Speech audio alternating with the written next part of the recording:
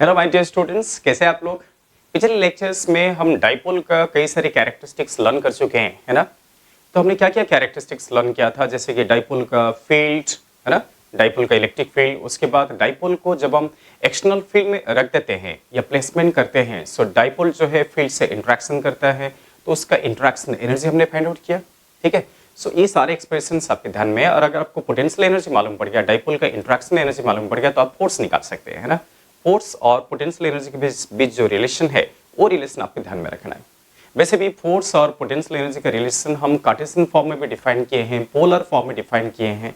याद कीजिए, वो जो डेल ऑपरेटर है, ग्रेडियंट, है ना, ग्रेडियंट ऑपरेटर को लेकर डिफाइन किया गया है। ठीक है, तो उसको हमेशा ध्यान में रखिए। जब भी आप पोटेंशियल एनर्जी निकालेंगे तो वहां से आप फोर्स निकाल सकते हैं, because there is a relation between force and potential energy. ठीक है, चलिए आज के क्लास में हम जो है इलेक्ट्रिक डाइपोल का पोटेंशियल फाइंड आउट करेंगे। करेक्ट, तो पोटेंशियल हम कैसे निकालेंगे। वैसे पोटेंशियल क्या है, स्केलर क्वांटिटी है। पॉजिटिव चार्ज का पोटेंशियल पॉजिटिव होता है, नेगेटिव चार्ज का पोटेंशियल नेगेटिव होता है। ये सारी चीजें आपको ऑलरेडी मालूम है ना। तो आप अभी डायरेक्टली एक्सप्रेशन निकाल सकते हैं।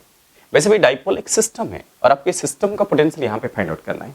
ठीक है, वैसे भी आपको बता दिया गया था कि जब भी आपको पोटेंशियल फील्ड ये सब फाइंड आउट करना है, so you have to consider effect of all surrounding charges. तो ये है पॉजिटिव चार्ज और ये नेगेटिव चार्ज। तो this is centre of dipole. इसका लेंथ क्या है, 2l है, तो LL। और थीटा क्या है, एंगुलर पोजीशन है। ये एंगुलर पोजीशन को रिप्रेजेंट कर रहा है। R जो है रेडियल डिस्टेंस है ऑफ ऑब्जर्वेशन पॉइंट। तो हम कोई भी पोजीशन लेके वहां पे पोटेंशियल निकालना चाहते हैं, तो कुछ नहीं, बस आपको जो डिस्टेंस है, आपको ये वाला डिस्टेंस लगेगा। ठीक है, बिकॉज एक्सप्रेशन में हमें ये डिस्टेंस हम निकाल सकते हैं, थोड़ा मैथमेटिकल आइडिया लगाएंगे और ये डिस्टेंस निकाल सकते हैं। अगर हमने दोनों डिस्टेंस निकाला तो फिर आप डेफिनेटली पोटेंशियल फाइंड आउट कर सकते हैं।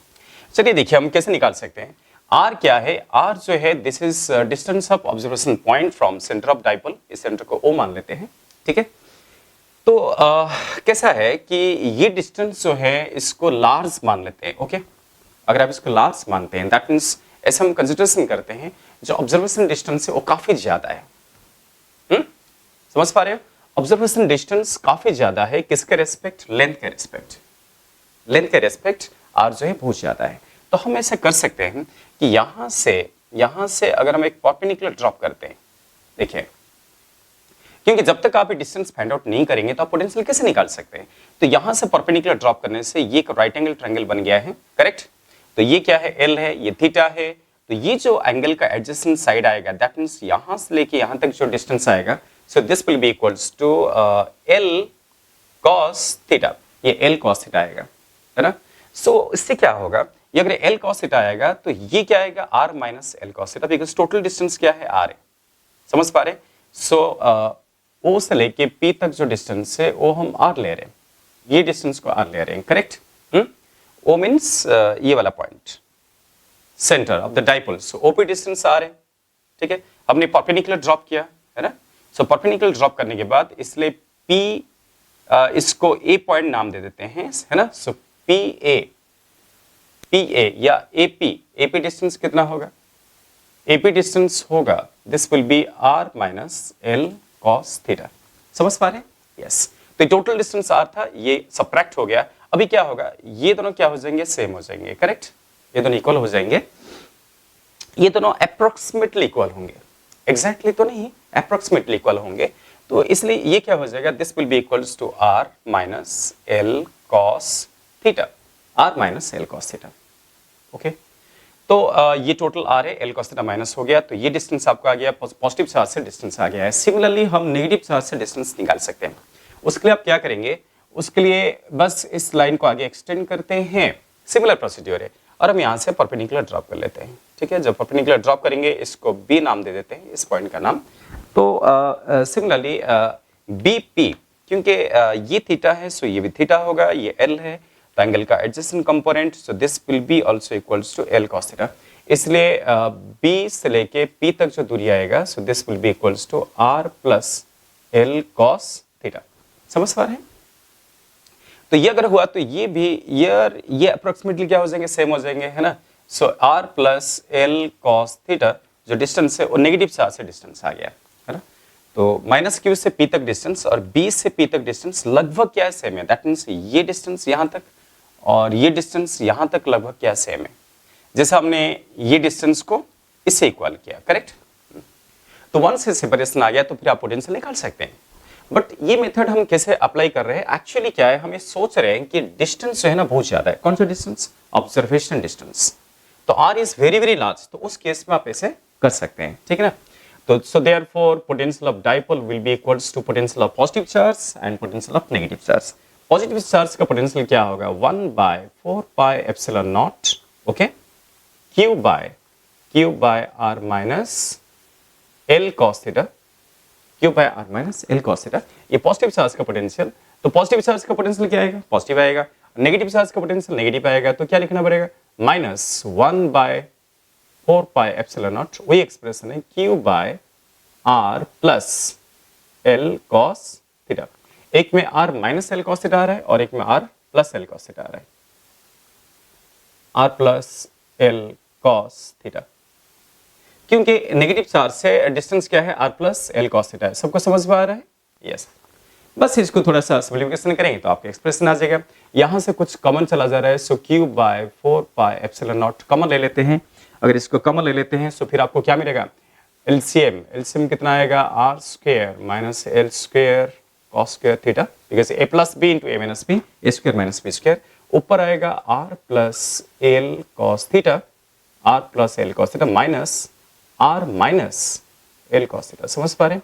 बस यहाँ पे ऊपर जो है कैंसिल हो गया है, प्लस और minus L cancel, so this will be equals to Q by 4πε0, ऊपर आ रहा है 2L cos theta upon r square minus L square cos square theta। देखिए 2L क्या है? 2L into Q, that means dipole का length into charge क्या? Dipole moment, इसलिए this will B 1/4πε0। जो 2L into Q है उसको क्या बना दिया? P बना दिया, सो this will B P cos theta by r square minus L square cos square theta। देखिए, so this is the final expression for potential of electric dipole। तो इस तरीके से हम एक्सप्रेशन निकाल सकते हैं। और यहाँ पे P cos theta by ये एक्सप्रेशन आया। इफ अगर आप इसको जैसे कि आपको जिस पोजीशन पे चाहिए, अगर आपको एक्सेल पोजीशन पे चाहिए तो आप थीटा को 0 पुट कर देंगे, इक्वेटोरियल पोजीशन पे चाहिए तो थीटा को 90 पुट कर सकते हैं, वो सारी चीज आप कर सकते हैं। अच्छा, अगर हम एल स्क्वायर को वेरी वेरी लेस मानते हैं, किसकी कंपैरिजन में? आर स्क्वायर की कंपैरिजन में, ठीक है। अगर इसको वेरी स्मॉल मानते हैं सो भी कितना हो जाएगा? इसको आप नेग्लेक्ट करेंगे, इसको अगर नेग्लेक्ट करते हैं तो इसको नेग्लेक्ट करते हैं, सो 1/4πε0 है ना, into P cos theta by r square. तो आपको एक्सप्रेशन ये मिलेगा P cos theta by r square, ठीक है। तो ये सारे एक्सप्रेशन आप ध्यान में रखिए। अगर हम एक्सेल पोजीशन लेते हैं तो P by r स्क्वायर और इक्वेटर लेते हैं तो 0। सोचिए, so at when theta is 0, theta 0 कहां पे होगा? एक्सियल पोजीशन पे होगा। थीटा 0 है, सो V axial will be equals to 1/4πε0 P by r square. देखिए, जबकि आपने देखा था कि डाइपोल का जो फील्ड है, डाइपोल का फील्ड जो है r क्यूब को इनवर्सल प्रोपोर्शनल था, यहाँ पे r का स्क्वायर को इनवर्सल प्रोपोर्शनल है। इसको थोड़ा ध्यान में रखिए। और अगर हम थीटा को 90 पुट कर देते हैं, सो this will B V equatorial. तो कौन सा पोजीशन आएगा? थीटा 90 मींस इक्वेटोरियल पोजीशन है ना, डाइपोल दिख रहा है। सो फिर V इक्वेटोरियल कितना आएगा? 0 आएगा, बिकॉज cos 90 कितना आ जा रहा है? 0 आ जा रहा है। यस। तो इस तरीके से हम डाइपोल को एनालिसिस कर सकते हैं। तो एक बात आपको ध्यान में आ रहा है कि डाइपोल का इक्वेटोरियल पोजीशन पे फील्ड तो 0 नहीं है, बट पोटेंशियल क्या है? 0 है। हम ऑलरेडी इक्वेटोरियल पोजीशन पे फील्ड का एक्सप्रेशन निकाल चुके हैं, है ना। सो इसलिए एट इक्वेटोरियल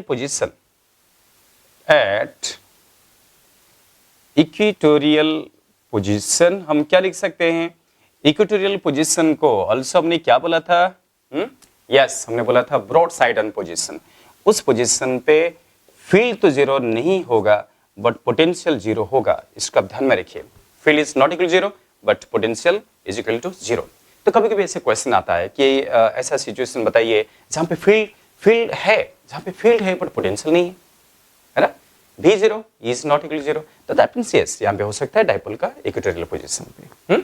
इसका उल्टा भी हो सकता है। इसका उल्टा मतलब ऐसा कौन सा पोजीशन है, ऐसा कौन सा सिचुएशन है जहां पे V0 नहीं है और E0 है?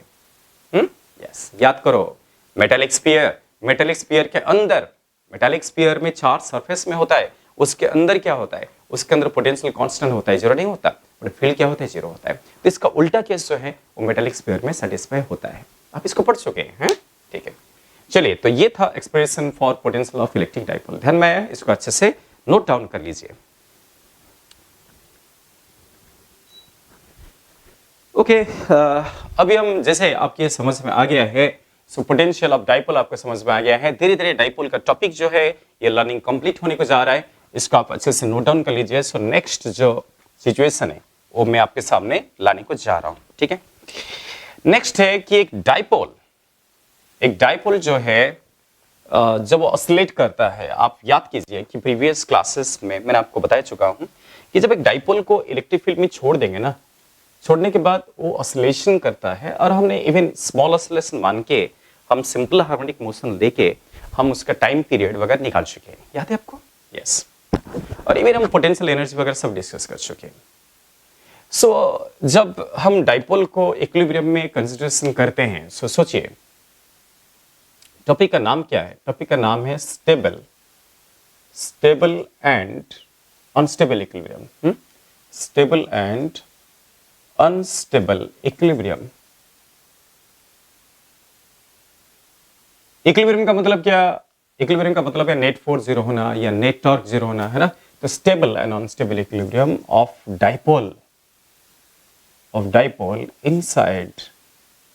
इनसाइड इलेक्ट्रिक फील्ड, ठीक है। सोचिए जैसे कि हम कुछ फील्ड लाइंस लेते हैं, जैसे ये देखिए, these are the field lines, और ये फील्ड लाइंस आपको कैसे दिख रहा है कि फील्ड इज यूनिफॉर्म। देखो, तो इस फील्ड में अगर हम डाइपोल को कंसीडरेशन करते हैं, दैट मींस आप सपोज आपको इक्विलिब्रियम चेक करना है ना, इक्विलिब्रियम के लिए क्या होना चाहिए? नेट टॉर्क जीरो होना चाहिए। वैसे भी मैं यूनिफॉर्म फील्ड ले रहा हूं ना, तो नेट फोर्स तो हमेशा जीरो, नेट टॉर्क कब जीरो आएगा? टॉर्क का एक्सप्रेशन क्या था आपको मालूम है कि टॉर्क का एक्सप्रेशन था P, टॉर्क वेक्टर क्या था? Torque vector is P cross E या PE साइन थीटा। ये क्या होगा? टॉर्क वेक्टर का मैग्नीट्यूड होगा, है ना। यस, ये फॉर्मूला आपको लगेगा। सिमिलरली और एक फॉर्मूला आपको मालूम है पोटेंशियल एनर्जी का। पोटेंशियल एनर्जी का क्या फॉर्मूला हमने? U is equal to minus P vector dot E vector, ये लास्ट क्लास डिराइव हुआ था, या माइनस PE cos थीटा, ठीक है। इस सारे एक्सप्रेशन ध्यान में रखिए। सो अगर हम इक्विलिब्रियम का बात करेंगे तो नेट फोर्स भी जीरो होगा और नेट टॉर्क भी जीरो होगा, है ना। तो नेट टॉर्क जीरो कब हो सकता है? जब थीटा 180 या थीटा 0 डिग्री। तो अगर हम क्या करते हैं, डाइपोल को ऐसे प्लेस करते हैं जैसे कि ये चार्ज माइनस Q है और उसी के अलॉन्ग, दैट मींस डाइपोल का एक्सेसिव फील्ड के अलॉन्ग है, और चार्ज का पोजीशन ऐसा है plus Q and minus Q। तो देखिए इस केस में क्या होने वाला है, इस पर्टिकुलर केस में डाइपोल मोमेंट का डायरेक्शन क्या है? Minus Q two plus Q, है ना। सो this is the direction of, ये किसका डायरेक्शन है? ये डाइपोल मोमेंट का डायरेक्शन, और ये किसका डायरेक्शन? फील्ड का डायरेक्शन। दोनों का डायरेक्शन सेम आ गया, तो यहाँ पे थीटा कितना होगा? Theta will be equal to 0 degree. तो टॉर्क कितना आएगा? 0। पोटेंशियल एनर्जी कितना आएगा? Minus PE cos 0। तो कितना आ गया? Minus P। तो पोटेंशियल एनर्जी माइनस P आया, ये मैक्सिमम है या मिनिमम है? ये जो वैल्यूज आया है, this is the minimum value, potential energy is minimum. तो जो पोटेंशियल एनर्जी मिनिमम है तो स्टेबिलिटी क्या होगा? मैक्सिमम होगा, है ना। पोटेंशियल एनर्जी मिनिमम तो स्टेबिलिटी क्या होगा? Maximum. So this will be the position of stable equilibrium. So equilibrium में है बिकॉज नेट टॉर्क भी जीरो है, नेट फोर्स भी क्या है? जीरो है। डाइपोल पे नेट फोर्स जीरो है, डाइपोल पे नेट टॉर्क जीरो है, तो इसलिए इक्विलिब्रियम में है। अगर इक्विलिब्रियम में है तो कौन सा इक्विलिब्रियम में? स्टेबल इक्विलिब्रियम में, because potential energy is minimum. वैसे भी इस पोजीशन में रखकर अगर आप डाइपोल को डिस्टर्ब करते हैं तो ऑसिलेट करने वाला है, ये हम ऑलरेडी पढ़ चुके हैं। तो ऑसिलेशन कब होगा? ऑसिलेशन के लिए मीन पोजीशन चाहिए, और mean position is called as stable equilibrium position, ठीक है ना। तो यस, तो ये है, ये जो सिचुएशन दिख रहा है, जो इक्विलिब्रियम दिख रहा है, so this is called as stable equilibrium. Minimum का मतलब है, so therefore the equilibrium is stable. Stable equilibrium position में है, स्टेबल इक्विलिब्रियम पोजीशन, इसको हम क्या बोलेंगे? स्टेबल इक्विलिब्रियम पोजीशन या मीन पोजीशन, और मीन पोजीशन, किसके लिए? ऑसिलेशन के लिए, है ना, क्योंकि मीन पोजीशन के रेस्पेक्ट डाइपोल क्या करेगा? ऑसिलेट करेगा, जो हम पिछले क्लासेस में डिस्कस कर चुके हैं, ठीक है। अभी अनदर केस अगर आपके समझ में आया, अगर मैं ऐसे करता हूं, that means field lines right को है बट डाइपोल मोमेंट को लेफ्ट को कर देते हैं, उसमें क्या होगा? टॉर्क तो जीरो होगा, जैसे ये माइनस क्यू है, ये क्या है? प्लस क्यू है। तो देखिए, ये देखिए, तो डाइपोल मोमेंट का डायरेक्शन क्या है? Minus Q two plus Q, है ना। मैं सेम सिचुएशन लिया हूं, बस डाइपोल को उल्टा कर दिया, रिवर्स कर दिया, ऐसे समझिए, है ना। तो ये है P का डायरेक्शन और फील्ड का डायरेक्शन राइट को है। तो इस केस में क्या होगा? इस केस में जैसे कि आपको दिख रहा है, so for this case theta will be equals to 180, है ना। सो टॉर्क क्या होगा? जीरो। नेट फोर्स तो वैसे हमेशा जीरो ही होता है, तो नेट टॉर्क भी जीरो हो गया है। So this is also a position of equilibrium. ये भी इक्विलिब्रियम पोजिशन, बट ये कौन सा इक्विलिब्रियम है? स्टेबल है या अनस्टेबल है? उसके लिए पोटेंशियल एनर्जी को चलते हैं। So minus PE cos angle कितना है? 180, और कॉस 180 कितना है? -1 है ना। सो माइनस माइनस प्लस हो जा रहा है, तो पोटेंशियल एनर्जी मिनिमम नहीं है, तो इस पोजीशन पे पोटेंशियल एनर्जी क्या है? मैक्सिमम है। और अगर पोटेंशियल एनर्जी मैक्सिमम है तो इक्विलिब्रियम क्या होना चाहिए? व्हेन एनर्जी इज मैक्सिमम तो स्टेबिलिटी इज मिनिमम, इसलिए इसको स्टेबल इक्विलिब्रियम नहीं, this is called as unstable equilibrium position, इसलिए अनस्टेबल इक्विलिब्रियम पोजीशन बोला जाएगा, ठीक है। सो डाइपोल का इस तरीके से हम दो पोजीशन फाइंड आउट कर सकते हैं। फाइन, इसको आप नोट डाउन कर लीजिए, अच्छे से लिखिए। तो same direction with electric field तो स्टेबल इक्विलिब्रियम, अपोजिट डायरेक्शन तो ये क्या होगा? अनस्टेबल इक्विलिब्रियम, ठीक है। इसको भी आप नोट डाउन कर लीजिए। चलिए, वंस ये सारी चीजें आपको मालूम पड़ गया, सो प्रीवियस क्लासेस में डाइपोल के बारे में काफी कुछ डिस्कस हुआ था। बेटा देखिए, सबसे इंपॉर्टेंट बात जो प्रीवियस क्लासेस में था वो था पोटेंशियल एनर्जी एंड फोर्स, है ना। जैसे फील्ड और पोटेंशियल का रिलेशन होता है, वैसे फोर्स एंड पोटेंशियल एनर्जी का रिलेशन होता है, उसको हमेशा ध्यान में रखिए। मैं पोलर रिलेशन बताया था, याद है आपको? Polar relation. डेल ऑपरेटर को कार्टेशियन फॉर्म में कैसे लिखेंगे, डेल ऑपरेटर को पोलर फॉर्म में कैसे लिखेंगे, उसको बिल्कुल भूलना मत, है, ठीक है। चलिए, कोई बात नहीं, तो वन से आपके ध्यान में आ गया है। सो नेक्स्ट जो है, अगला जो है, हम चलते हैं कुछ क्वेश्चन डिस्कस करते हैं और एक आधा क्वेश्चन इस पर ले लेते हैं, ठीक है। जैसे कि कभी कभी आपको ना ऐसा क्वेश्चंस आते हैं जिसमें बच्चे कंफ्यूज हो जाते हैं। सो ऐसा जरूरी नहीं है कि हमेशा डाइपोल जो है पॉइंट चार्ज को लेके बनेगा। इवन हम डाइपोल जो है एक्सटेंडेड बॉडी को लेके बना सकते हैं, that means continuous charge distribution लेके भी बना सकते हैं। जैसे कि एक अगर हम एक क्वेश्चन लेते हैं, सो जिसमें क्या दिया है आपको, एक ऐसा आर्क दिया है, मतलब क्वेश्चन में ऐसा इंफॉर्मेशन दिया है, जो चार्ज है, चार्ज का डिस्ट्रीब्यूशन ऐसे दिया है, चार्ज इस तरीके से डिस्ट्रीब्यूशन हुआ है। देखिए, चार्ज का डिस्ट्रीब्यूशन अगर आप ध्यान दीजिए ना, ध्यान देंगे तो आपको यहाँ पे कुछ चार्ज पॉजिटिव दिख रहा है, इस आर्क का आधा चार्ज पॉजिटिव और आधा चार्ज नेगेटिव है, जबकि लैम्डा दोनों का सेम है। चार्ज का जो चार्ज डेंसिटी है उसका मैग्नीट्यूड क्या दिया है? सेम दिया है, बस ये प्लस लैम्डा है, तो ये क्या है? माइनस लैम्डा है। और ये आर्क लेंथ जो है, ये उसका सेंटर ऑफ कर्वेचर, एक सर्कुलर आर्क है, उसके सेंटर के साथ इक्वल एंगल बना रहा है, ठीक है। तो हम इस एंगल को अल्फा थीटा कुछ भी एक मान लेते हैं, ठीक है, इस तरीके से दिया है। सो ये देखिए, ये पूरा एंगल को हम अल्फा ले लेते हैं, या आप अल्फा बाय 2 ले सकते हैं। सो पूरा एंगल अल्फा है तो हाफ एंगल क्या होगा? अल्फा बाय 2 होगा, करेक्ट, ऐसा ले लेते हैं।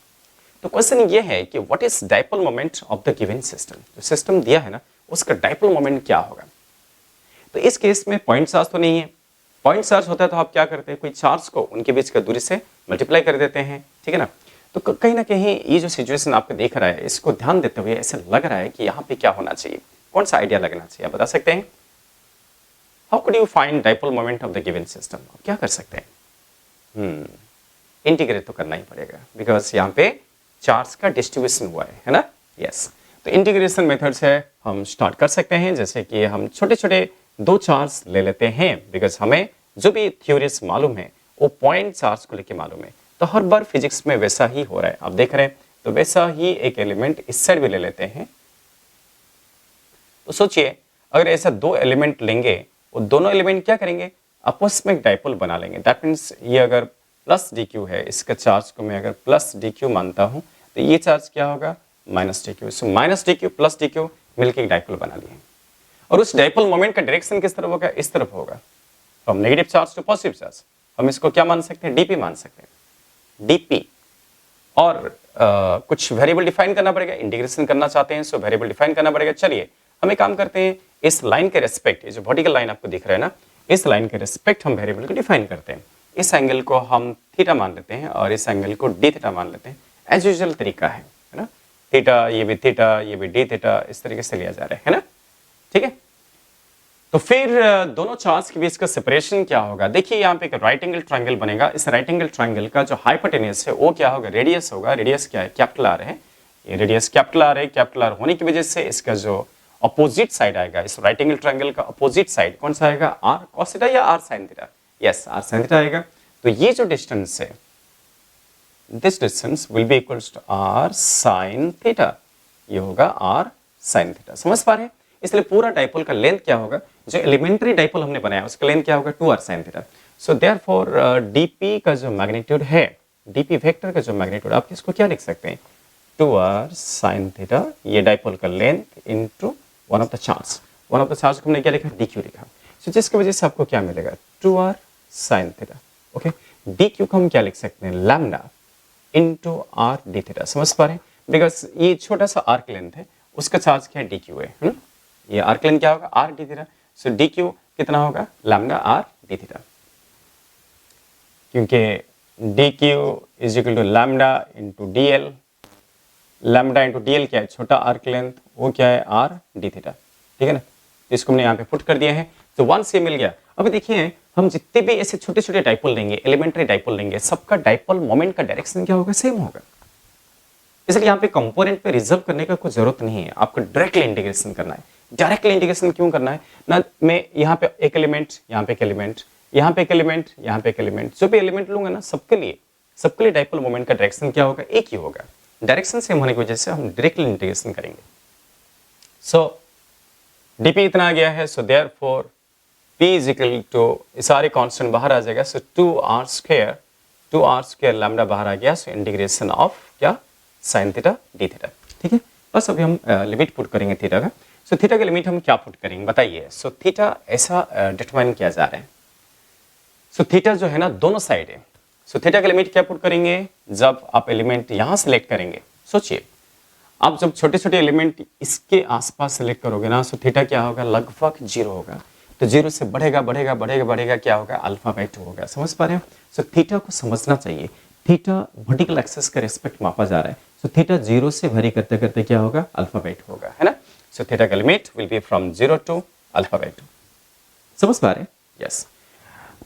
सो अगर हम इस तरीके से लिमिट पुट करते हैं, so now this will be equals to, so p कितना होगा, 2r square lambda, 2r square lambda, correct. देखिए कंफ्यूज मत होना, आप ये मत बोलना कि इधर से उधर, ऐसा नहीं है। थीटा जो है इसके रेस्पेक्ट मापा जा रहा है, इसके रेस्पेक्ट एलिमेंट का पोजीशन को थीटा रिप्रेजेंट कर रहा है। उसको समझिए ना, आप जिसका लिमिट पुट कर रहे हैं उसको समझना चाहिए। कितनी बार बताया मैं आपको, थीटा उसके रेस्पेक्ट मापा जा रहा है, तो वो तो 0 से वेरी करते करते अल्फा बाई 2 होगा ना। सो 0 से alpha by 2, so lambda into sine theta का इंटीग्रेशन क्या होगा, माइनस कॉस थीटा, और इसका लिमिट फ्रॉम 0 से अल्फा बाई 2, ठीक है। अब आपको मिल जाएगा, ठीक है। So now this will be equals to 2 minus 2 lambda r square cos alpha by 2 minus cos 0, है ना। Upper limit minus lower limit, इसको हम पुट कर रहे हैं। सो देयरफॉर मालूम है ना, साइन थीटा का इंटीग्रेशन क्या है, माइनस cos थीटा है। सो ये क्या होगा, इसको अगर प्लस में लेते हैं, सो 2 lambda r square 1 minus cos alpha by 2, और ये इस क्वेश्चन का आंसर है। ये है डाइपोल मोमेंट का एक्सप्रेशन। तो इस तरीके से अगर आपको डिस्ट्रीब्यूशन वाला क्वेश्चन दिया तो आप इंटीग्रेशन मेथड लगा सकते हैं, इंटीग्रेशन मेथड से ही आपको सॉल्व करना पड़ेगा, ठीक है। चलिए ऐसा और एक सिचुएशन ले लेते हैं। क्वेश्चन नंबर 1 समझ में आ गया, आप इसको नोट डाउन कीजिए कैसे हुआ। देखिए पहले हम एलिमेंट्री डाइपोल बना रहे हैं, एलिमेंट्री डाइपोल का डाइपोल मोमेंट लिख रहे हैं और उसको इंटीग्रेशन कर रहे हैं। यहाँ पे कंपोनेंट पे ब्रेक करने का कोई जरूरत नहीं है, बिकॉज सभी एलिमेंट्री डाइपोल का डाइपोल मोमेंट का डायरेक्शन क्या आ रहा है, सेम आ रहा है। इसलिए हमने इंटीग्रेशन करते टाइम हम डीपी को ब्रेक नहीं किया, डायरेक्टली डीपी को इंटीग्रेशन किया। ओके, इसको आप नोट डाउन कर लेना। अभी नेक्स्ट क्वेश्चन, सेकेंड क्वेश्चन में क्या दिया है। सेकेंड क्वेश्चन का जो इन्फॉर्मेशन है, हमेशा क्वेश्चन को ध्यान देना जरूरी है। क्वेश्चन आपके लिए बहुत इंपॉर्टेंट है। सो क्वेश्चन नंबर 2 में आपको दिया है क्या, यहाँ पे इस तरीके से दिया है कि तीन चार्जेस दिया है और ये इक्विलैटरल ट्राइंगल के कॉर्नर में, जैसे कि ये चार्ज है -2q, ये चार्ज है +q और ये सारे पॉइंट चार्ज है और ये चार्ज क्या है +q है, चार्ज है +q और सभी साइड के लेंथ क्या दिया है, सेम दिया है। ठीक है, अभी वहां जैसे कंटिन्यूअस चार्ज डिस्ट्रीब्यूशन था, यहाँ पे डिस्क्रीट चार्ज डिस्ट्रीब्यूशन है, यहाँ पे तीनों पॉइंट चार्ज अलग अलग डिस्ट्रीब्यूशन हुआ है। क्वेश्चन क्या है कि what is dipole moment of the given system, system का जो डाइपोल मोमेंट है, ये जो सिस्टम दिया है उसका डाइपोल मोमेंट पूछा जा रहा है। ओके, ये क्वेश्चन मार्क कर दिया। तो आप क्या करेंगे, ऐसा केस में आप ध्यान दीजिए, डाइपोल बनने के लिए -q चाहिए +q चाहिए, है ना। तो उन्होंने वाइजली हमें इस तरीके से दे रखा है, या +q है बट इसको -2q बना दिया। सो दैट मीन्स आपको क्या करना है, इसको तोड़ना है। ये -2q को तोड़ दीजिए तो -q और -q, एक -q +q एक डाइपोल बनेगा और एक -q +q और एक डाइपोल बनेगा। ठीक है ना। सो इसका मतलब है हम इसको ऐसे बना सकते हैं, एक डाइपोल मोमेंट इस तरफ और एक डाइपोल इस तरफ, है ना। हम इसको ऐसा कर सकते हैं, इस तरीके से डिवाइड कर सकते हैं। तो फिर आप बड़ी आसानी से अभी डाइपोल मोमेंट निकाल सकते हैं। इक्विलैटरल ट्रायंगल होने की वजह से आपको एंगल भी पता चल गया है। ठीक है, सो एक डाइपोल ये जैसे -q और -2q को -q में ब्रेक कर दिया है, ये +q है, तो बड़ी आसानी से आपको मिल जाएगा। ये एक डाइपोल मोमेंट है, ये और एक डाइपोल मोमेंट है, दोनों डाइपोल मोमेंट का मैग्नीट्यूड सेम आएगा और उनके बीच का एंगल जो थीटा है वो कितना आएगा, 60 डिग्री आएगा, बिकॉज ये ट्रायंगल जो है इक्विलैटरल ट्रायंगल है। बस अभी आप रिजल्ट डाइपोल मोमेंट निकाल सकते हैं, -q, ये एंगल 60 डिग्री है, दिस एंगल इज 60 डिग्री। सब बस आपको पैरेललोग्राम रूल यूज करना है ना। डाइपोल मोमेंट का डायरेक्शन क्या होता है, negative charge to positive charge. तो अगर हम इसको लेके पैरेललोग्राम बनाए, ठीक है, पैरेललोग्राम बना देंगे तो जो नेट डाइपोल मोमेंट है, रिजल्टेंट डाइपोल मोमेंट है, वो इस तरफ आएगा। So this will B net dipole moment of given system. ठीक है, उस वेक्टर का डायरेक्शन आएगा और उसका मोड कितना आएगा। वैसे भी आप वेक्टर एडिशन कर रहे हैं, ये एंगल कितना दिया है, 60 डिग्री दिया है। सो बस आप निकाल सकते हैं। सो पी ऑफ सिस्टम क्या होगा, this will be equals to, जिसको मैं नेट डाइपोल मोमेंट ले रहा हूँ, this will B p² + p² a² + b² + 2ab cos 60 और इसका क्या √ डायरेक्ट हमने फॉर्मूला लगा दिया, इसे आप डिफाइन कर सकते हैं। तो ये है रिजल्टेंट डाइपोल मोमेंट, है ना, समझा। सो यहाँ पे पुट कर लेंगे तो ये कितना हो जाएगा, ये हो गया 2p² + p², इसका √ तो यह आ गया √3 टाइम्स p। और p को आप क्या लिख सकते हो, p क्या है, dipole moment of individual dipole, है ना। दोनों चार्ज के बीच का सेपरेशन क्या है, a है ना, तो इसलिए p को हम क्या लिख सकते हैं, q × a, charge into distance between charges. यही तो है ना डाइपोल मोमेंट का formula, charge into distance between the charges. इस तरीके से आप इसको सॉल्व कर चुके हैं। ठीक है, चलेगा। क्वेश्चन नंबर 2 हो गया। अभी हम और एक क्वेश्चन को चलते हैं डाइपोल के केस में। सो इसको आप नोट डाउन कर लीजिए। जैसे अगला क्वेश्चन जो है वो डाइपोल इंटरैक्शन को बेस करके, जब दो डाइपोल आपस में इंटरैक्शन करते हैं, है ना। सो क्वेश्चन नंबर 3 में हम क्या कर रहे हैं, यहाँ पे आपको इसको ऑल्सो बोलते हैं डाइपोल इंटरैक्शन। मैंने कल बताया था ना आपको, डाइपोल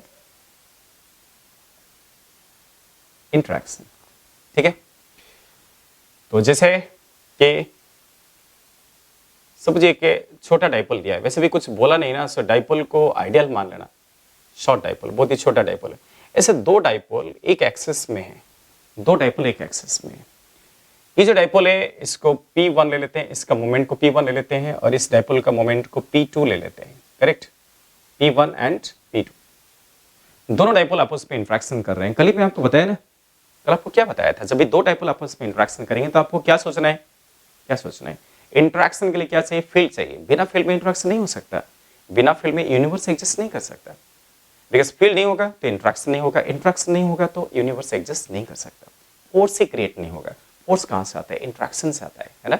यस, तो P1 के फील्ड में P2 है या तो P2 के फील्ड में P1 है, ऐसे सोचना पड़ेगा।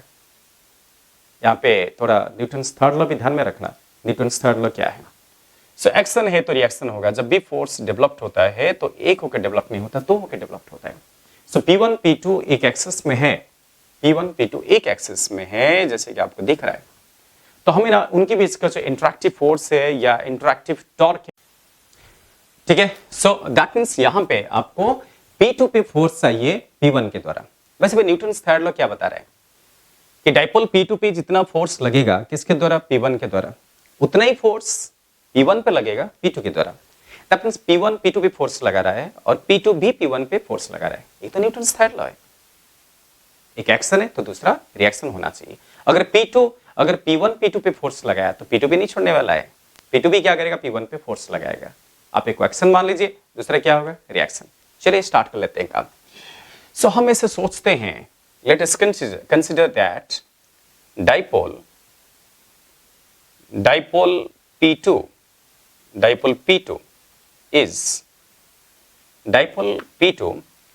is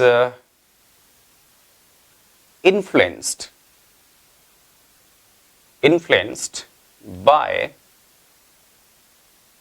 field of P1।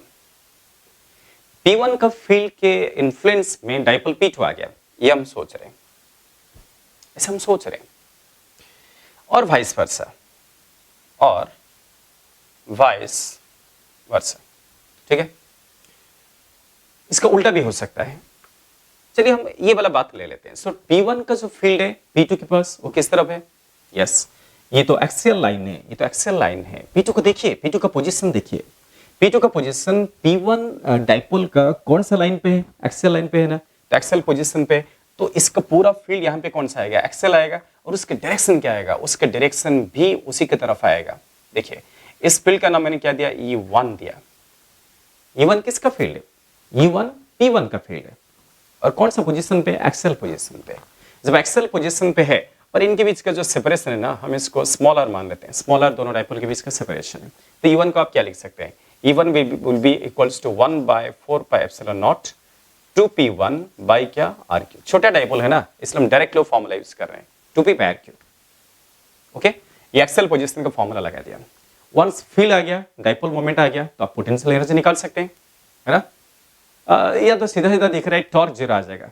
यहाँ पे P2 और E1 के बीच में एंगल कितना है, 0 है, इसलिए डायरेक्टली हमको दिख रहा है कि अगर आपको टॉर्क चाहिए, टॉर्क किसके ऊपर, टॉर्क ऑन 2 ड्यू टू 1 क्या होगा, किस पे टॉर्क चाहिए, P2 पे टॉर्क चाहिए। सो P2 क्रॉस क्या, E1।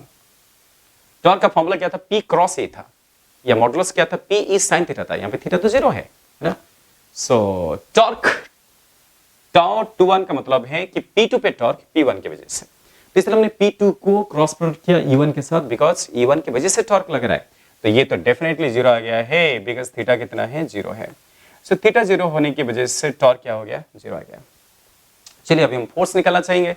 फोर्स आप कैसे निकाल सकते हैं, उसके लिए हम एक काम करते हैं, पोटेंशियल एनर्जी निकाल लेते हैं, है ना। ये तो फील आपको ऑलरेडी मालूम है। सो पोटेंशियल एनर्जी आप क्या लिख सकते हैं, U को आप क्या लिख सकते हैं, U will be equals to minus P2 vector dot क्या, E1 vector, P2 vector dot E1 vector. यहाँ पे तो cos थीटा है ना, इसलिए पोटेंशियल एनर्जी कितना आ गया, minus P2 E1 into cos theta, theta कितना 0 है। So that potential energy will be equals to minus P2 into E1, E1 कितना है 1/4πε0, समझ पा रहे हैं, into 2P1 by RQ, 2P1 by RQ। देखिए अच्छे से समझने की कोशिश कीजिए, करेक्ट। तो जिसकी वजह से आपको पोटेंशियल एनर्जी आ गया ना, तो देयरफॉर फोर्स आ जाएगा। पोटेंशियल एनर्जी कितना आ रहा है कि minus 1/4πε0 2P1 P2 by RQ। हमेशा लॉजिकली चीजों को डील कीजिए, है ना। ये पोटेंशियल एनर्जी का एक्सप्रेशन है। वंस पोटेंशियल एनर्जी का एक्सप्रेशन आ गया, इसको ऑल्सो हम क्या बोल सकते हैं, इंटरेक्शन एनर्जी बोल सकते हैं, है ना। तो आपको बोला था ना कि जैसे पोटेंशियल एनर्जी आया तो आप फोर्स निकाल सकते हैं। वो रिलेशन याद कीजिए, पोटेंशियल ग्रेडियंट या पोटेंशियल एनर्जी का ग्रेडियंट, वो रिलेशन याद कीजिए, हमेशा वो रिलेशन आपको हेल्प करेगा। फील्ड और पोटेंशियल का रिलेशन, सिमिलरली फोर्स और पोटेंशियल एनर्जी का relation. So therefore force on 2 due to 1 हम क्या लिख सकते हैं, माइनस du बाई dr, ऐसा हम लिख सकते हैं। वैसे भी यहाँ पे पोटेंशियल एनर्जी में सिर्फ रेडियल डिपेंडेंसी है, एंगुलर डिपेंडेंसी नहीं है, इसलिए हम इसको कंसिडरेशन नहीं कर रहे हैं, ठीक है। तो सोचिए कि इस केस में वैल्यूज क्या आएगा, so minus d by dr of कितना मिला, माइनस 1/4πε0 2P1 P2 बाई क्या, RQ। तो बस अभी सारे कांस्टेंट बाहर निकल देते हैं, ये माइनस माइनस प्लस हो जाएगा, है ना। माइनस माइनस प्लस हो जाएगा, तो आपको क्या मिलेगा? This will be equals to 2 P1 P2 by 4 pi epsilon nought, ये सब बाहर आ गया है, ठीक है। So d by d r of r is two minus 3, तो क्या होगा? -3 आर की पावर -4। समझ रहे हैं? तो फाइनली क्या मिला? -1 by 4 pi epsilon naught 6 P1 P2 by r is to 4। ये है force on second dipole due to first dipole. Okay, तो माइनस साइन क्या इंडिकेट कर रहा है? Minus sign indicates that the force is attractive in nature. तो ये एक एक्सप्रेशन में बना चुका हूं, देखिए minus sign indicates that force is attractive. वैसे भी न्यूटन्स थर्ड लॉ की वजह से एक दूसरे पे उतने फोर्स लगाएंगे, है ना। अगर आपको दूसरे डाइपोल का भी पूछा तो काम तो वैसे ही करना पड़ेगा। तो मैं यहाँ पे फाइनली दिखा सकता हूँ कि फोर्स क्या है? अट्रैक्टिव है। नेगेटिव साइन मतलब अट्रैक्टिव फोर्स, यहां पे लिख लेते हैं। ये फोर्स जो है ये अट्रैक्टिव है, force is attractive. So that हम यहां पे क्या दिखा सकते हैं कि P1 P2 को अट्रैक्ट कर रहा है, दैट मींस ये फोर्स के डायरेक्शन इस तरफ है, ये F21 का डायरेक्शन है, तो ये क्या होगा? F12 का डायरेक्शन होगा। तो दोनों का डायरेक्शन क्या आएगा? रिवर्स आएगा। दोनों को क्या करेंगे? अट्रैक्ट करेंगे, और दोनों का मोड क्या आएगा? सेम आएगा, और उसका मैग्नीट्यूड आपके सामने 1/4 pi epsilon naught 6 P1 P2 by r is to 4। ध्यान दीजिए, दो डाइपोल जब आपस में इंटरेक्शन कर रहे हैं, दो डाइपोल, एक डाइपोल और एक डाइपोल से इंटरेक्शन कर रहा है, तो वहां पे डिपेंडेंसी r4 का आ चुका है, देखिए ना। जबकि आपको मालूम है कि एक डाइपोल का फील्ड का डिपेंडेंस क्या था? r³ था। यहाँ पे कौन सा आ रहा है? r की पावर 4 आ रहे हैं। ये सारी चीजें थोड़ा सा ध्यान दीजिए, है ना। आपको ऑब्जर्वेशन में रहना चाहिए कहाँ पे एक्सप्रेशंस कैसे आ रहे हैं, ठीक है, चलेगा। सो ये आपको समझ में आ गया है, ठीक है। हम कुछ नहीं कर रहे हैं, बस यहाँ पे टॉर्क के लिए P क्रॉस ही कर रहे हैं, और पोटेंशियल एनर्जी के लिए P डॉट ही फॉर्मूला यूज कर रहे हैं। तो पोटेंशियल एनर्जी आ गया तो फोर्स आ जा रहा है, उनके बीच का रिलेशन की वजह से, ठीक है। तो इस तरीके से आप कोई भी प्रॉब्लम सॉल्व कर सकते हैं। चलिए, अगर हम यहाँ पे पोजीशन बदल दे तो क्या होगा? जैसे कि ये दोनों एक एक्सिस पे थे, इसको आप नोट डाउन कीजिए। मेरा जो नेक्स्ट क्वेश्चन है ना, क्वेश्चन वैसे ही रहेगा, तो थोड़ा सा मैंने डाइपोल का ओरिएंटेशन बदल दूंगा। अभी हम क्या कर सकते हैं? डाइपोल का जो ओरिएंटेशन है उसको चेंज कर सकते हैं। जैसे कि सपोज नेक्स्ट सिचुएशन, आप इसको नोट डाउन कर लीजिए, ठीक है। अभी नेक्स्ट सिचुएशन कैसे दिया है? ये डाइपोल जो है ये ऐसे हो गया है, P1 ऐसे हो गया है, देखो बेटा, और P2 जो है वो भी ऐसे हो गया। उनका ओरिएंटेशन मैंने 90 डिग्री बदल दिया, तो फिर क्या होगा? तो इस केस में सेम क्वेश्चन है, क्वेश्चन तो सेम है। आपको फोर्स, टॉर्क, ये सब चीजें फाइंड आउट करना है। सो P1 देखिए, P2 देखिए, मेथड तो सिमिलर है ना। हम वही सोचेंगे कि dipole P2 is influenced by field of dipole P1 and vice versa, वही चीज हम सोचेंगे। तो P1 का कौन सा पोजीशन में अभी P2 आ गया? अभी कौन सा पोजीशन पे आ गया? P2 जो है P1 का कौन सा पोजीशन पे आ गया? पिछला तो एक्सियल पोजीशन पे आया था, अभी कौन सा पोजीशन में आ रहा है? ध्यान देना पड़ेगा। यस, तो सारे मेथड में एक्सप्लेनेशन सेम रहेगा। चलिए हम इसको भी सॉल्व करने की कोशिश करते हैं। क्या आप इसको कर पाएंगे? मेथड तो आपके ध्यान में आ गया है, तो इसको जो है आपको होमवर्क फॉर्म में दे दिया जाता है। होमवर्क फॉर्म में दे दिया गया है। सो अगर सिचुएशन ऐसा है तो आप फोर्स फाइंड आउट कीजिए, टॉर्क फाइंड आउट कीजिए। तो आपको बस यहाँ पे क्या फाइंड आउट करना है? इसको होमवर्क फॉर्म में दे देते हैं बेटा, इसको सॉल्व करके बताओ आप। तो आपको क्या निकालना है? F21 निकालना है और τ21 निकालना है। ये आपके लिए क्वेश्चन है, इसको आप सॉल्व कर दीजिए। क्वेश्चन 4। चलिए, अगर आपके समझ में आ गया है तो फिर हम आगे चलते हैं। आगे कुछ चीजें हम डिस्कस कर सकते हैं, ठीक है। और एक क्वेश्चन मैं लेना चाहूंगा, तो ये आप सॉल्व करना, इसको होमवर्क को सॉल्व करके देखो। मेथड आपके ध्यान में आ गया क्या नहीं? मेथड पता चल गया क्या नहीं? उसी मेथड में, जो मेथड पिछले क्वेश्चन में लगाया उसी मेथड लगाने, और क्या है ना। आप तो करना चाहिए ना। बस ये कौन सा पोजीशन में? क्या इस डाइपोल का ये इक्वेटोरियल पोजीशन में? बस काम खत्म। इक्वेटोरियल पोजीशन में तो इक्वेटोरियल फील्ड आपको पता है, उसके डायरेक्शन पता है, उसको लेना, और मेथड तो सिमिलर है ना। टॉर्क, फोर्स सब फाइंड आउट कर सकते हैं। टॉर्क के टाइम आपको क्या P क्रॉस से लगाना है। फोर्स के लिए पहले पोटेंशियल एनर्जी निकालना है, उसका डेरिवेटिव करना है, वहां से फोर्स आ जाएगा। तो जरूर इसको करना है, और मुझे भेज दीजिए। ठीक है, ओके। फिर चलिए बेटा, अगला जो क्वेश्चन है, क्वेश्चन नंबर 5 को चले जाते हैं। सो अगला क्वेश्चन जो है डाइपोल को लेके वैसा है। ये देखो क्वेश्चन नंबर 5, आपको क्या दिया है? एक डाइपोल है, सपोज ये है डाइपोल P, एक छोटा डाइपोल है, ठीक है।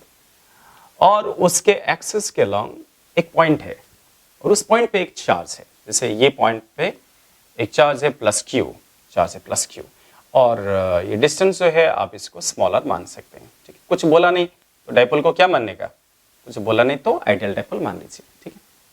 अभी क्या होगा, चार्ज और डाइपोल आपस में इंटरेक्शन करेंगे ना, चार्ज और डाइपोल का इंटरेक्शन होगा, तो क्वेश्चन बन गया है। अगर चार्ज डाइपोल का इंटरेक्शन होगा तो उनका फोर्स क्या होगा, उनका टॉर्क क्या होगा, ये भी आपको निकालना है। तो इसको भी मैं आपको होमवर्क फॉर्म में दे देता हूं, इसको आप सॉल्व कीजिए, ओके। सो दैट मीन्स यहां पे आपको क्या चाहिए, force on dipole, force on dipole due to charge, ये हमें पूछा गया है ना। चलिए आप इसको कैसे करेंगे, कैसे सॉल्व करेंगे, फोर्स फाइंड आउट करना है, फोर्स एंड टॉर्क दोनों फाइंड आउट करना है ना। सो फोर्स एंड क्या, torque, force and torque on dipole due to given charge, ये भी आपको सॉल्व करके बताना है, ठीक है, लिख लीजिए। चलो कोई बात नहीं, क्वेश्चन नंबर 5 वो भी आपके ध्यान में आ गया है। चलिए हम क्वेश्चन नंबर 6 की तरफ चलते हैं। क्वेश्चन नंबर 6 भी डाइपोल को लेके हैं। यहाँ पे क्या हुआ है, कुछ डाइपोल को एक इक्विलैटरल ट्रायंगल में ऐसा अरेंज किया गया है, ओके। एक बहुत ही अच्छा क्वेश्चन है, ध्यान दीजिए, इसको मैं यहीं पे सॉल्व कर दूंगा।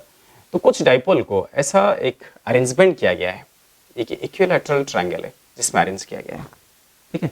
सभी साइड के डिस्टेंस को ए मान लेते हैं, जिसमें से सपोज एक डाइपोल का मोमेंट इस तरफ है, ये एक डाइपोल का मोमेंट है, ठीक है, और ये ऐसा है तो ये और एक डाइपोल का मोमेंट है,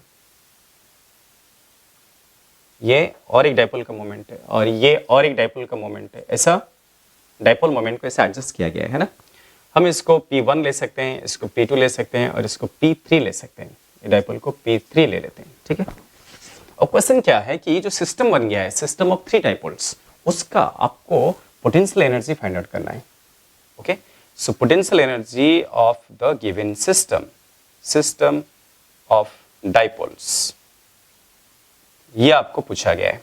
potential energy of system of dipoles, ये आपको निकालना है, ओके बेटा। सोचिए इसको हम कैसे सॉल्व करें, किस तरीके से आप सॉल्व कर पाएंगे।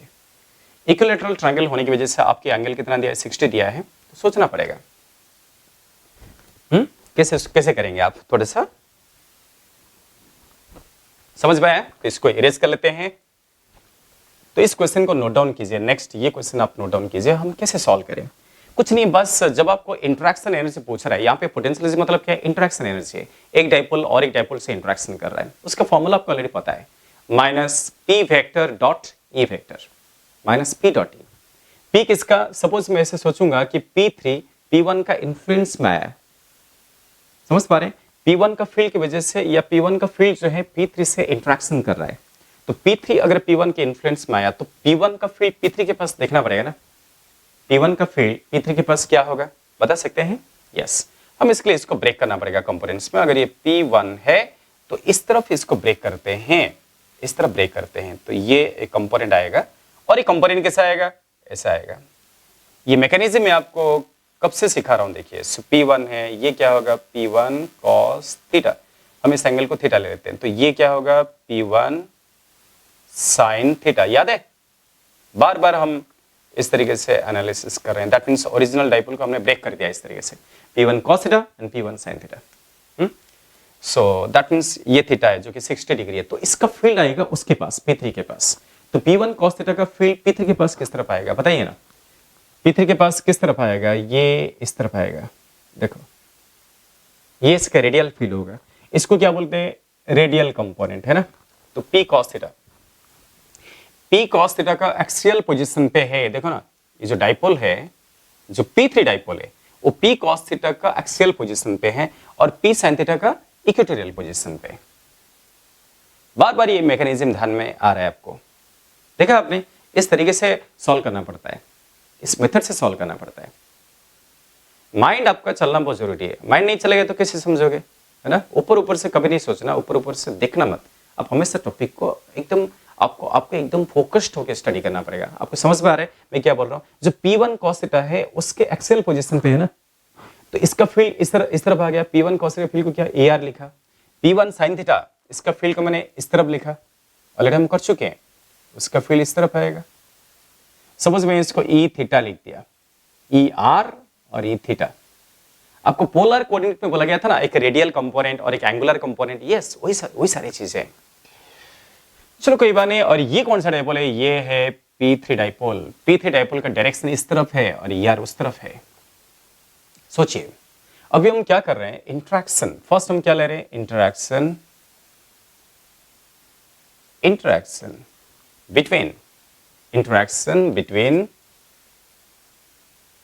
Between P1 dipole P1 and dipole P2, ऐसा हम सोच रहे हैं। ये जब हम ले रहे हैं सो हम क्या कंसिडरेशन कर रहे हैं? वैसे भी यहाँ पे ना एक मैथमेटिकल सिंप्लिसिटी के लिए आपको दिया है, आपको क्या दिया है, गिवन, इस क्वेश्चन में गिवन इंफॉर्मेशन ये है कि P1 वेक्टर का मॉड और P2 वेक्टर का मॉड और P3 वेक्टर का मॉड क्या है, सेम है, और इसको P मान लेते हैं। ये क्या है, वेक्टर है, सबका डायरेक्शन अलग है ना, इसलिए वेक्टर वाइज सब सेम नहीं है, बट इनका मैग्नीट्यूड क्या है, सेम है, ऐसे दिया है।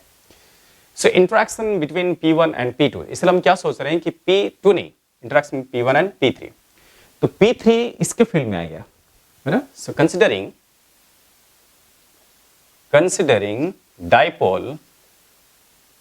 dipole P3, considering dipole P3 in field of,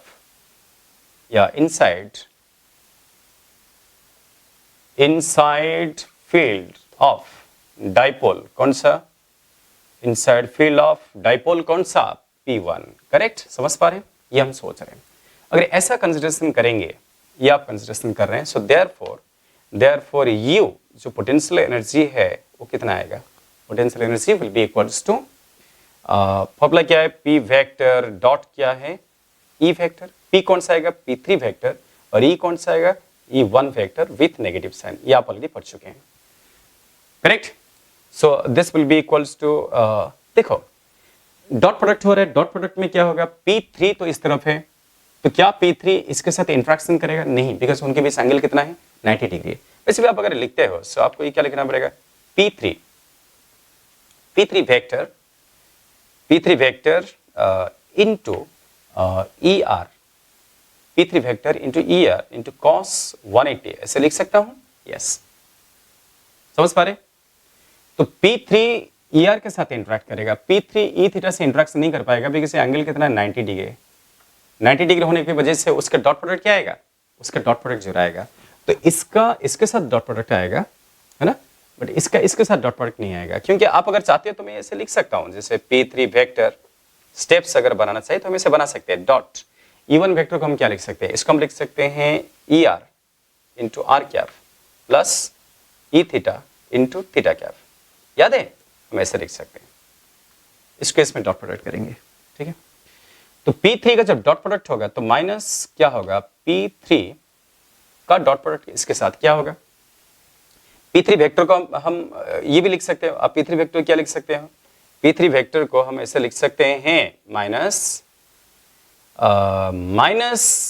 P3 into r cap, ऐसे क्यों लिखा बता सकते हो, ऐसे क्यों लिखा, क्योंकि मैं आर कैप इस तरफ ले रहा हूं, ये क्या है, आर कैप का डायरेक्शन है, और ये क्या है, थीटा कैप का डायरेक्शन है, थीटा कैप का डायरेक्शन, ये आर कैप का डायरेक्शन, ये आर कैप और ये थीटा थीटा कैप, है ना, क्योंकि ये इसका एंगुलर पोजीशन पे, समझ पा रहे हैं, थीटा हम ऐसे ले रहे हैं, ये हमारा थीटा है, और ये क्या है, रेडियल डायरेक्शन है। ये सारे डिस्कशन हम प्रीवियस क्लास में भी किए हैं, है ना, आपके लिए न्यू नहीं है, तो ये हम पोलर फॉर्म में कर रहे हैं ना, जिसकी वजह से ये क्या आएगा, P3 इसका इसमें डॉट प्रोडक्ट होगा तो कितना आएगा, r cap dot r cap कितना आएगा, 1, but r cap dot theta cap कितना आएगा, 0, है ना, आर कैप, क्योंकि दोनों कैप आपस में परपेंडिकुलर है, कैसे i cap dot j cap कैसे 0 होता है, इसलिए r cap dot theta cap क्या होगा, 0, ये आप ध्यान दीजिए, 90 डिग्री।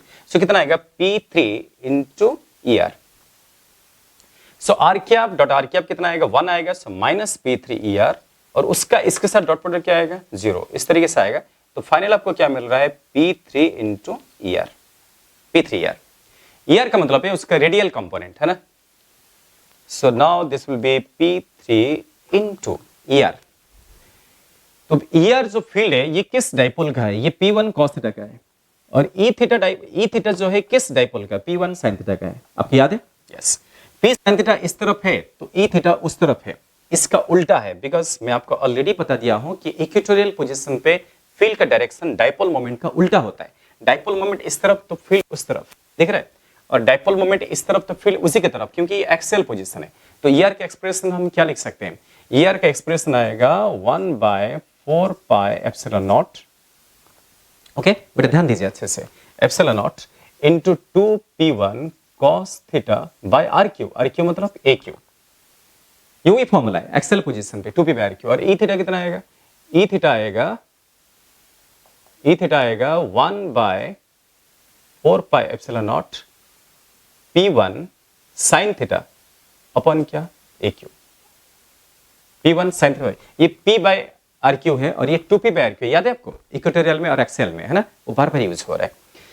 सो कोई बात नहीं, तो इसको यहाँ पे पुट कर लेते हैं। सो this will B 1/4 pi epsilon not into 2p1 cos theta bye क्या आर क्यू, समझे। देखिए ये एक्सप्रेशन आया, और थीटा कितना है 60 डिग्री है, उसको पुट कर लेंगे तो फाइनल एक्सप्रेशन क्या आएगा 1/4 pi epsilon naught 2p1 p3 cos 60 by क्या आर क्यू, cos 60 हाफ होता है, ये कट गया, तो फाइनली क्या मिला 1/4 pi epsilon naught p1 p3 by r q. यहाँ पे r का मतलब क्या है, r मतलब क्या है, a है, ऑलरेडी आपको a दिया हुआ है, इसलिए यहाँ पे a पुट कर लेते हैं बाय ए क्यू, समझ में आया। यस, तो ये था interaction between any two dipoles, p1 p3 का इंटरैक्शन हमने स्टडी किया है ना, interaction between p1 and p3 study किया। ऐसा ही p1 p3 का इंटरैक्शन होगा, p1 p2 का इंटरैक्शन होगा, p2 p3 का इंटरैक्शन होगा, हर कोई आपस में इंटरैक्शन करेंगे ना।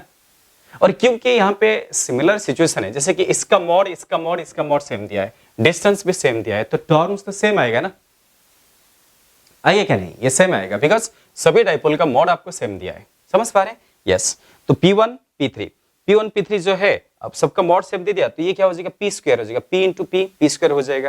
तो इस तरीके से आप वैल्यू पुट कर देंगे, तो आखिर में आपको 3 टर्म मिलेगा। तीनों टर्म क्यों मिलेगा पहले से आपको मालूम है, यहाँ पे p1 p2 से इंटरेक्ट करेगा, p2 p3 से करेगा, p3 p1 से करेगा, तो आखिर में कितने टर्म्स आएंगे, 3 टर्म्स आएंगे, है ना। तो उस हिसाब से आप लिख सकते हैं, इसको अच्छे से नोट डाउन करते रहिए।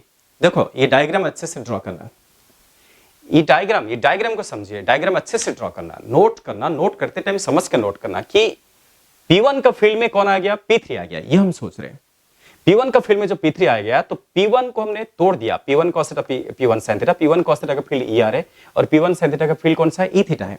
ER का डायरेक्शन को R क्या, E थीटा का डायरेक्शन को हमने क्या माना, थीटा क्या, जिनका डॉट प्रोडक्ट क्या है 0 है, बिकॉज उनके बीच एंगल कितना 90 डिग्री है। फिर हमने बस आगे का काम किया, क्या आप देखिए, हाँ काम बहुत सिंपल है, बट आपको स्टेप बाय स्टेप माइंड में इसको सोचना पड़ेगा। इसको अच्छे से लिखिए, इसको बहुत ही अच्छे ढंग से इसको लिख लीजिए।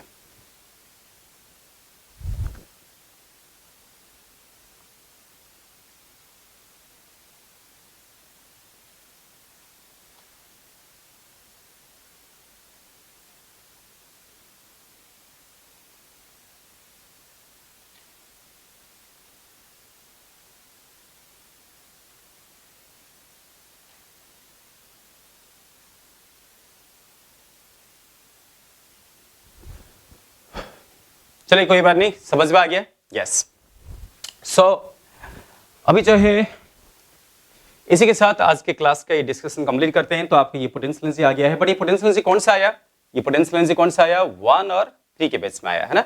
सो देयरफॉर फाइनल आंसर क्या होगा, कौन बताएगा, सिस्टम का पोटेंशियल एनर्जी क्या होगा, अभी तो आपको ध्यान में आ गया होगा ना। तो पूरा सिस्टम का जो पोटेंशियल एनर्जी है वो क्या आएगा,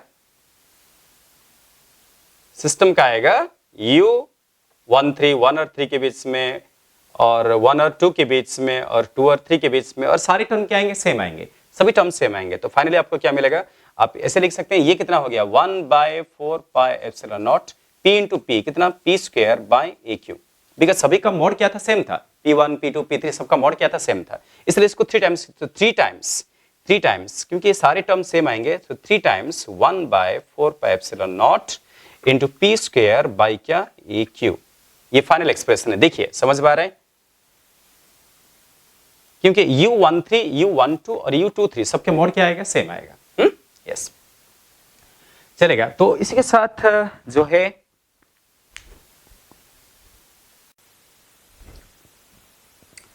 ओके, समझ में आ गया, ठीक है।